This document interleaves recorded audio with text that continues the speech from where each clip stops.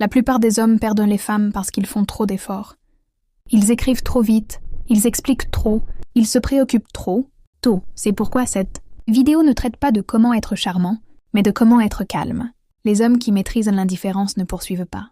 Ils attirent. Ces 14 lois te montreront comment le calme silencieux l'emporte sur l'effort, encore et encore. Si tu es nouveau sur la chaîne, abonne-toi et reste jusqu'à la fin de la vidéo.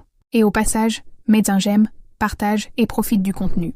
Et dans les commentaires épinglés de cette vidéo, je vous ai laissé un guide ultime sur l'art de parler aux femmes. Dans ce fameux guide, vous trouverez tout ce qu'il vous faut afin de bien maîtriser l'art, de parler aux femmes. Maintenant, passons à ce qui compte vraiment. Écoute, je vais te dire quelque chose que probablement personne ne t'a dit avec cette clarté. Le problème n'est pas que tu ne saches pas quoi faire avec les femmes. Le problème, c'est que tu en fais beaucoup trop. Et je sais ce que tu penses. Comment vais-je en faire? Moins si j'ai déjà l'impression de ne pas en faire assez?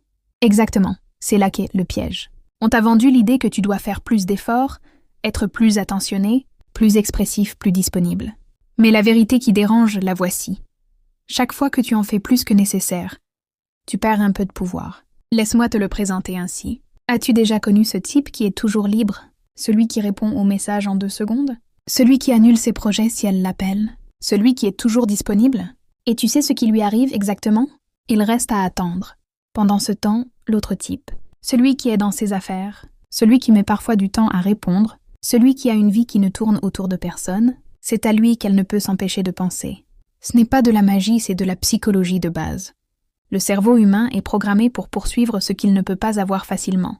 Quand quelque chose est toujours disponible, il perd de sa valeur. C'est comme la différence entre l'eau du robinet et une bouteille de vin vieilli.